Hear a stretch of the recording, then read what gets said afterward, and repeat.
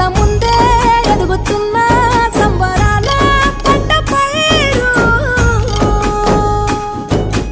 వంద గడపల మందన పల్లె గోడ గట్టని గూడు నా పల్లె చెరువుల తుల్లటి జల్ల షాపోలే